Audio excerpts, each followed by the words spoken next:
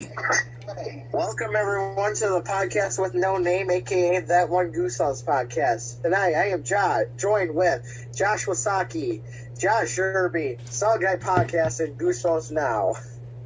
What up, y'all? What's up? And tonight we're reviewing A Night in Terror Tower. So someone please go. Alright, so, Night in Terror Tower, basically, we got Sue and Eddie, two kids who are exploring this medieval tower on what's basically a tourist trip. But it's not. It's one of the better books, in my opinion. I like the twists to it. It absolutely is. Now, Josh Wasaki, Medieval twist. you have a really big heart-on for history, so why don't you tell us a bit about it? For me, I'm a history buff in this situation. Okay. So the tower they base off of is the Tower of London, which was originally used as a prison, okay? And then it was used for later on in life as, like around 15s and 1200s, as a torture chamber / prison. To torture and hold people for treason and all a bunch of sort of crimes. And where a lot of executions happen there. So there's examples as the execution of Anne Boleyn, the King Henry VIII's wife, execution of Catherine Howard, also King Henry VIII's wife. A bunch of other executions happen there. So by literally the same way that the guy is the executioner is carrying by axe, usually. Yeah, this book broke a lot of rules. It's mainly being time travel. It did have time travel a lot. You don't fuck with time. Very true. Alright, Brandon, Yes? keep us going here. Okay, well, the plot twist is you find out that Eddie and Sue are actually the king and queen of Britain, and that the The executioner... prince and princess, they're not king queen yet. When we talk about don't step on his titties. Anyways, so pretty much what the executioner is trying to do is kill them because I haven't read the book in such a long time. It's like their dad or something, or their uncle wants to kill them. Yeah. Their uncle is the executioner, yes.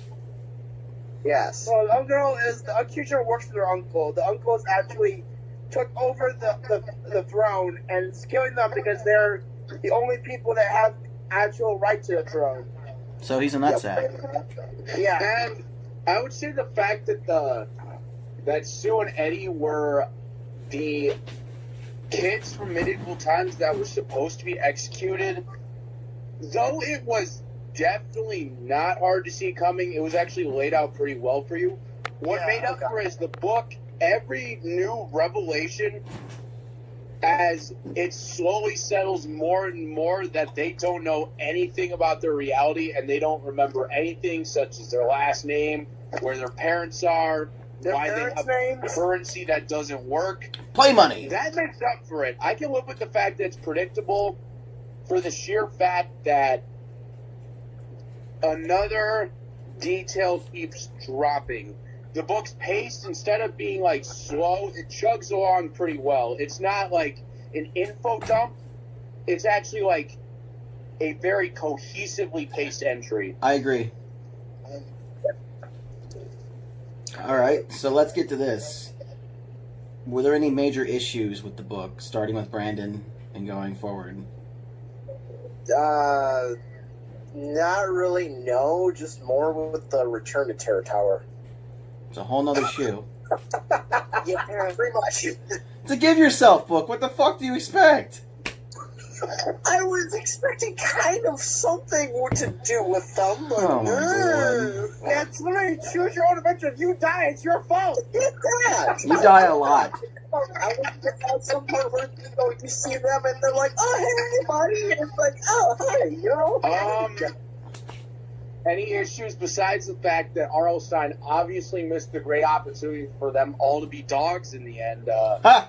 Not too much. The semantics are a little bit strange, but like the semantics of suddenly they're actually medieval, and these rocks can just Magic get rocks. them back for time. But honestly, it's really no, not really. Even I'm that's getting though is real quick. The only problem I have, the way Arnold Stein lays out their clothing when they transform back into their thing, they're not medieval. They're more of a Renaissance era. Yeah, I can see that. The medieval era, actually. Medieval era was from like 900s to like 1450. Yeah. Ka-chow. You know, I love this book because it was one of those ones that really did take a lot of twists and turns.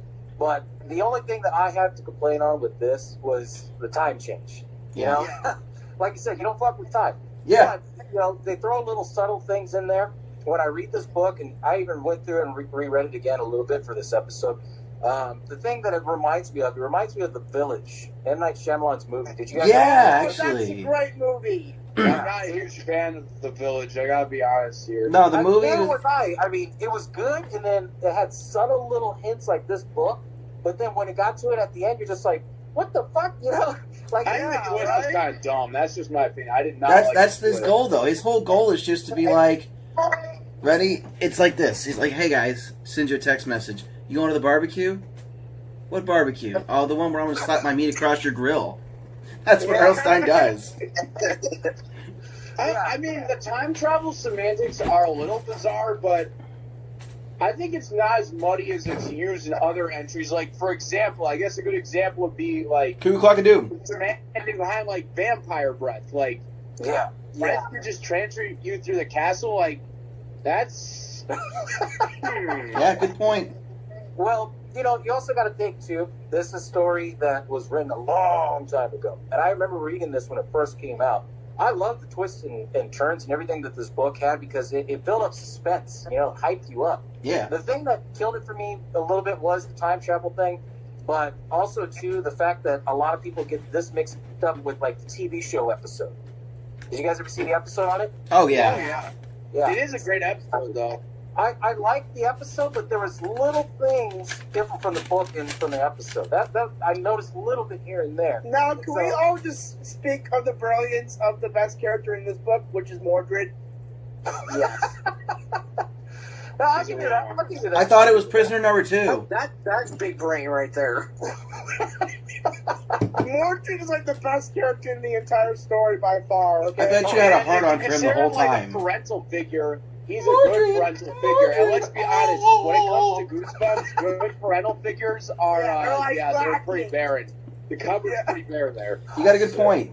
They're like Charlie Brown parents. They're not existent. If they are existent, they're dumb as fuck. I wouldn't be surprised if one Goosebumps episode we get kids be like, wah, wah, wah, wah, wah. All right, so... Oh, this is like my second favorite book in the entire series, so I'm going to have to give it a 9 out of 10. Okay. SaWGuy. All right, so I got to tell you guys, this is definitely in a top 5, top 10. I'm going to give it about a 7.5 because if you verse this with Night of the Living Dummy and some of the other classics, it's up there, but it's, 7.5. All right. Reviewer beware. Based on what I would say my rating scale is, I would give it a 9.5 out of 10. Okay. Because the only 10 to me is the Haunted Mask. Boy, here. Whoa. Wasaki. Wasaki, I'm giving it a 9.6. I'm Jesus. sorry. Yeah. That makes... I'm going to be that guy. Scale, that 9. You know what? How about I one up you? 9.7. No, you're not changing the fucking number. Here's the deal. I'm going to be that guy. I'm going to give it a 6. Not a bad story. Not my favorite. Medieval doesn't really stroke it for me. Like, Fair. Medieval is a required Renaissance is a required taste. Let me do some math. You guys talk amongst yourselves. I'll get this a score here.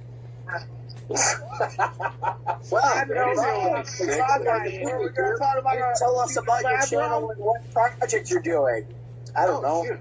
Yeah, I'll tell you guys. So what I do on my channel, basically I talk about horror films, anything horror related. So Goosebumps is included, old school TV shows like Twilight Zone, any older films, I guess you could say from the golden age of horror. So if you're talking anything from 80s to now, for sure I've done it. Only recently I started branching out to different films, more thrillers, just because those were some hidden gems that a lot of people forget about. And I always had various different segments, you know. So I had like $5 horror finds where you can find movies for $5. From the Grave, where I talk about old classic films. A lot of my masks that I wear, they all tie into an episode. So I do like custom mask makings. So I have fun with it. It's anything all horror related for everybody to enjoy. So what's your favorite Twilight Zone episode? Just to ask him. Oh shit. My favorite one has to be the Willoughby, where the guy's on the train. Last stop on Willoughby Street? Yeah, there you go. You know what I'm talking about. I have the rating if you guys are ready for the rating. Collectively, as a group, we're going to go with an 8.6 after you carry some digits. Sweet. How about we review rate the episode? Sure. Tell us. It's a really good episode, actually. It's a I think two-parter. so it is. The only problem would be the twist ending. I didn't really care for it. Is that because I used to tist your twitties on the fucking playground?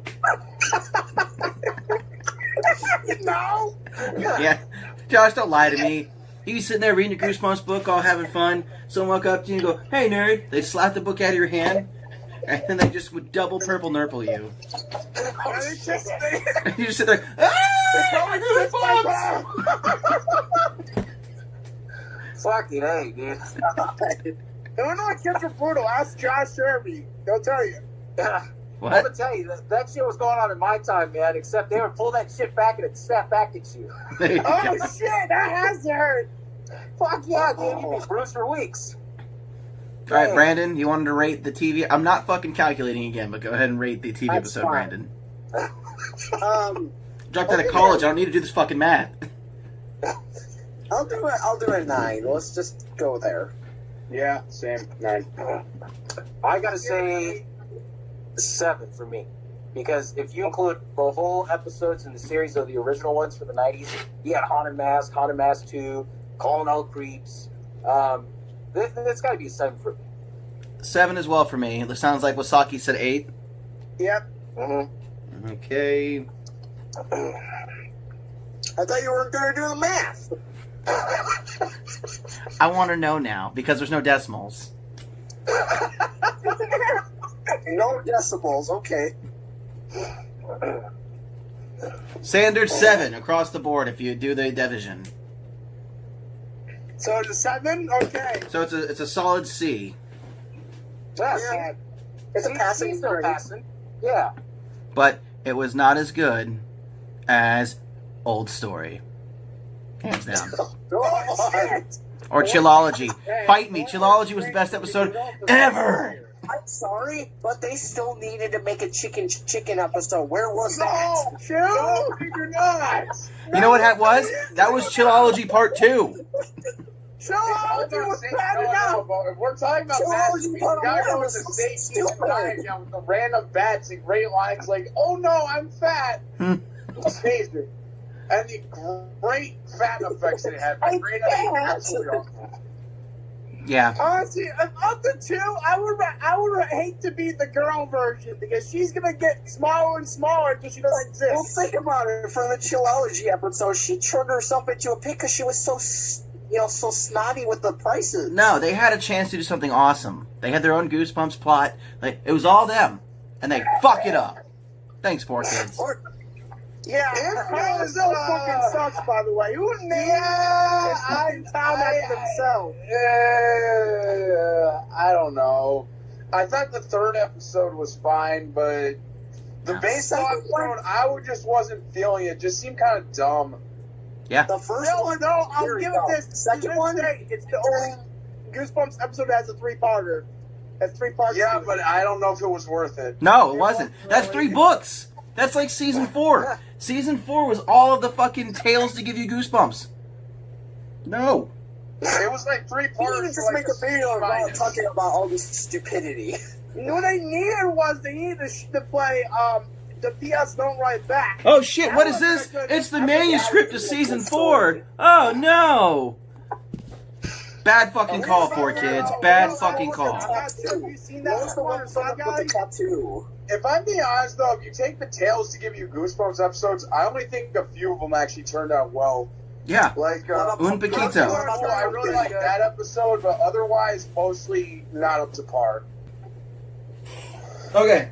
But Final statements. I'm running out of memory. Go. I'm a person. I thought it was an okay book. Go ahead, SaWGuY.